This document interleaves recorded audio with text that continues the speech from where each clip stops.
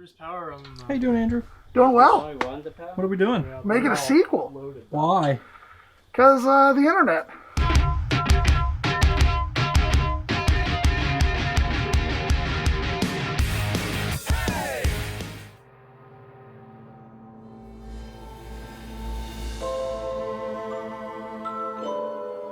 Whenever we made Trick or Treat, we had zero expectations that the film would find an audience. But when it did, and everyone was clamoring for a sequel, we knew we had to make one that was bigger, better, and bloodier.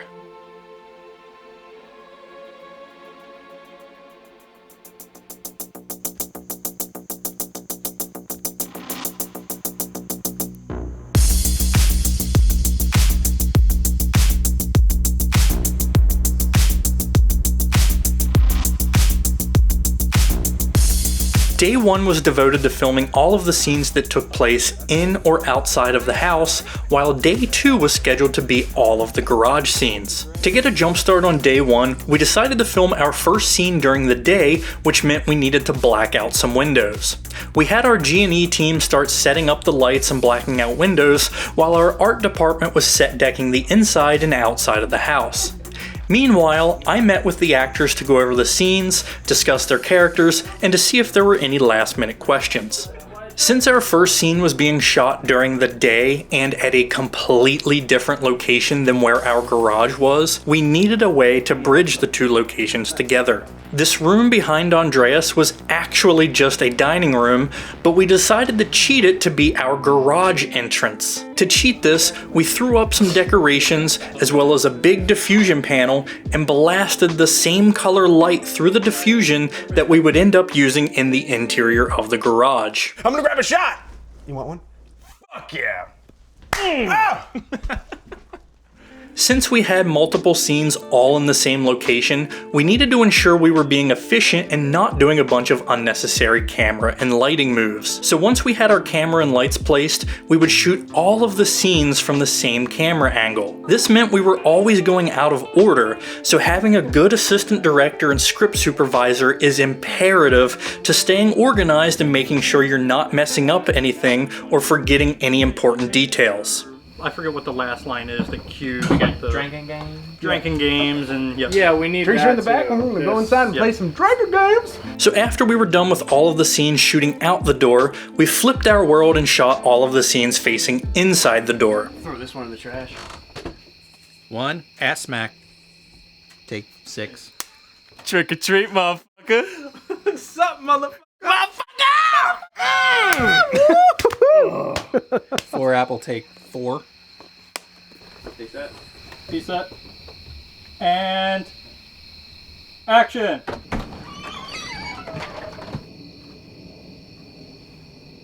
Dude, we're at maximum sausage capacity, and I'm trying to get my lantern jacked, if you catch my drift.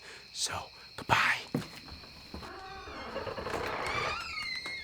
We'll be good. We'll be good. We'll be good. We'll be good. 4, Hengu, take 1. And action! What the Perfect. That was great. Okay. Everyone stay there. Wasn't rolling. Stay there. No one Roll move. this whole time? Yeah, that was awesome. Yeah. What's... Woo! So just like What if I'm diet? looking around, where the f*** did you go? And then you step down. It's like 100. Where the f*** did you go?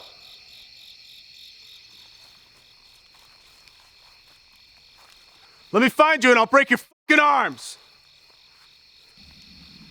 After we finished the front porch scenes, it was time to do a company move to the back of the house to film all of the scenes that took place out back. We wanted this area to look like they were having a party out there, but then everyone got drunk and moved inside, basically forgetting about the open fire and cooler with all of the beer. At this point in the night, we were running pretty drastically behind schedule, so my AD and I cut down all of the coverage to the bare minimum just to complete the scene. And we also made the decision that we would push any shots that didn't have actors in them to one of our other shooting days, so we could focus on just getting the things that were important with the actors.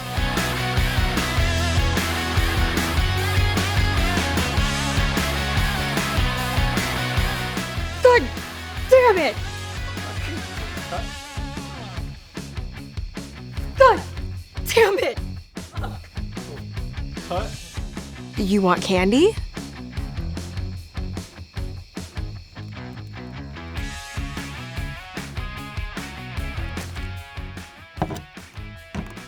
This motherfucker is wearing a top hat? Now don't you... No, that's perfect. For the rabbit VFX, we shot 2 plates for each shot, one completely blank and then one with a plush rabbit toy, so our VFX artist Rob could have an idea of how the bunny would interact with the location's lighting. Then he added in the bunny model into our blank plate, adjusted the lighting, and voila, we had a bunny in our scene. Now at this point in the night, we were scheduled to move down to the shed to film our first big SFX makeup scene where Todd gets killed. But unfortunately, we got rained out, which meant this scene would get pushed to day 2, which was at a completely different location than day 1. So where Todd gets killed would have to be rewritten on the fly.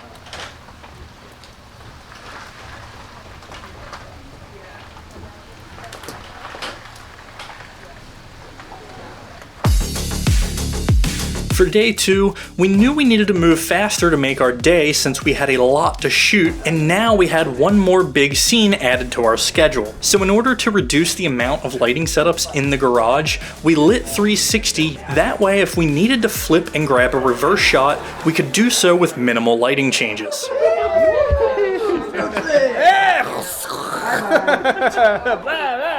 For the scene where Todd gets killed, I needed some time to think out how this scene and blocking could work since we now had to rewrite everything to cater to the new location. Before we even get here. in my head. That's what I mean, and that hurts you in that way.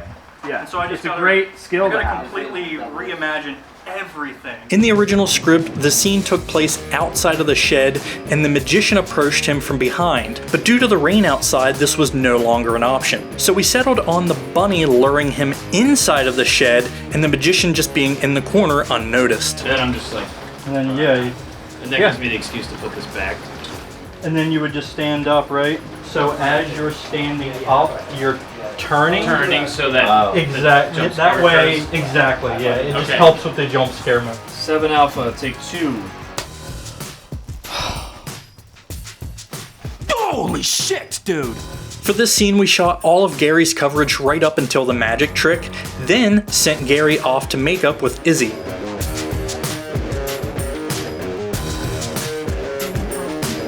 I think my last hit of caffeine is kicking in. I'm actually getting fucking hype. I'm starting to. While Gary was getting his stab wound prosthetic applied, we shot Andrew's coverage for the scene with him performing to a stand-in, similar to what we did with Eric on Trick or Treat 1. Oh, you want me to give you a treat? Once Gary's prosthetic was ready, it was finally time to play with some blood. Andrew, go over here. Okay, everybody set, and Gary, you've just been stabbed. Action!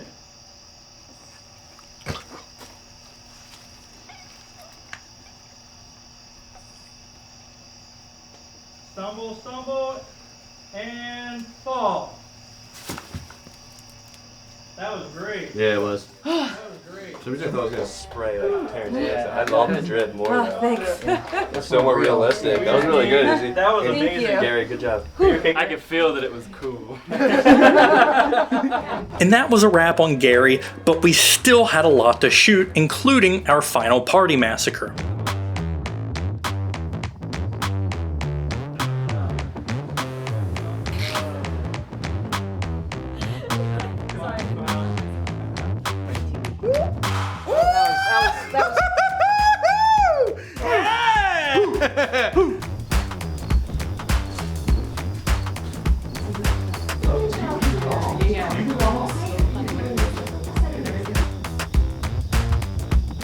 Why'd you take that fucking mask off so we can find out who you really are?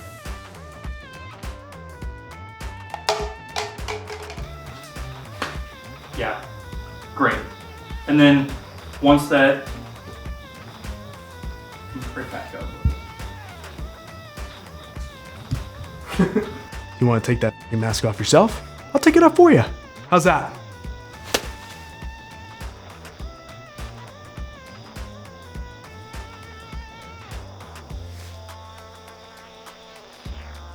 Again, we shot everything that we possibly could until we needed to get Andreas into makeup to have his slit throat prosthetic applied. Hey, look, anything for the screen, honestly.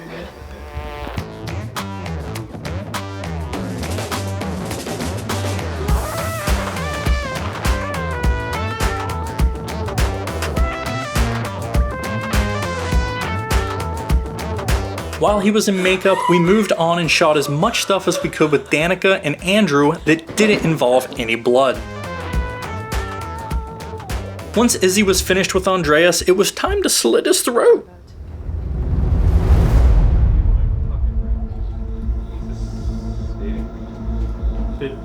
Ten hard, take one.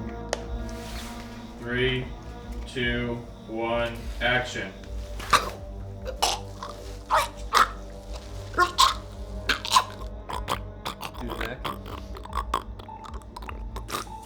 Got a little bit of rock in your butt. Action.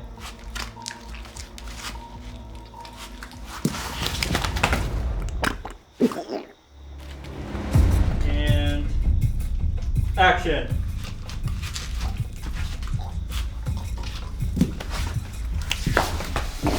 After that, we moved on to shooting the rest of the party massacre, including our big stunts. Action.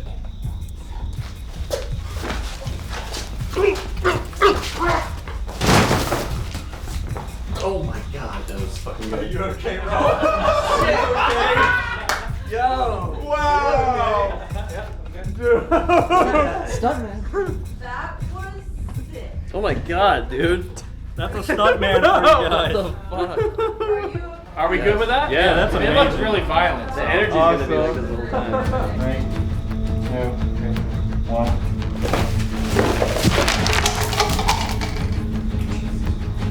Good? Action.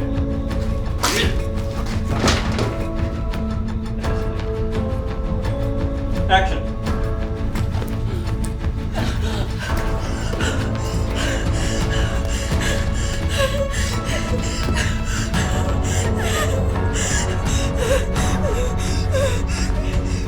No, no, please, please, no, no, please, please.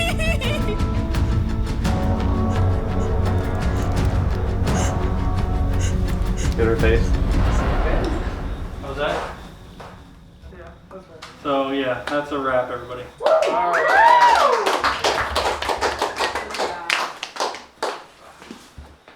Danica, amazing. Andreas, yeah, fucking amazing.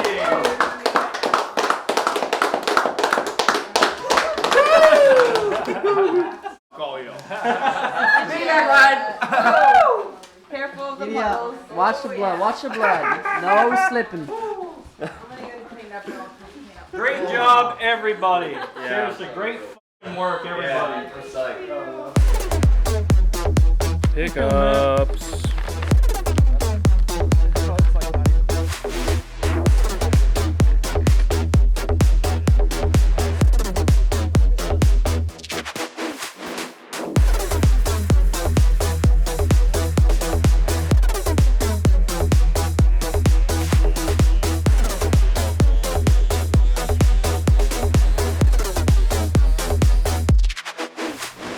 Day 3 was devoted to getting the magician's introduction to the movie, as well as getting any necessary shots that we weren't able to get on our first 2 days. Since we were doing this on a skeleton crew with only Andrew, anytime you saw an actor in these shots, it was either me or him. Andrew being the stand-in for Gary.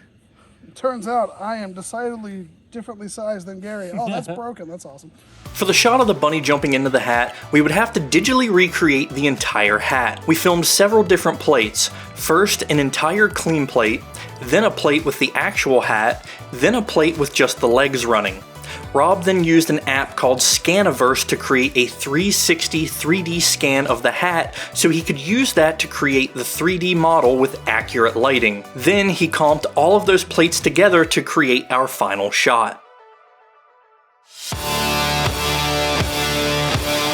Day 4 was our last day of filming, and it was devoted entirely to shooting the last scene of the movie where the magician walks down the street and sees the next house. A fun little Easter egg for this scene is that because of a scheduling conflict, Andrew wasn't able to make it, and due to our release date fast approaching, we didn't have the option to wait for Andrew to be available. So we called up Eric Melaragni, who played Travis in the first Trick or Treat, to play the magician for our last scene.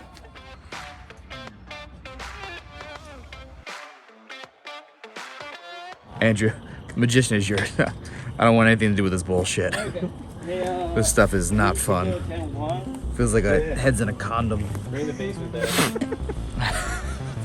And that's a wrap on the making of Trick or Treat 2. If you enjoyed this video, please like it, share it, and subscribe to the channel. The magician will return, and we cannot wait to share the next chapter of his journey with you.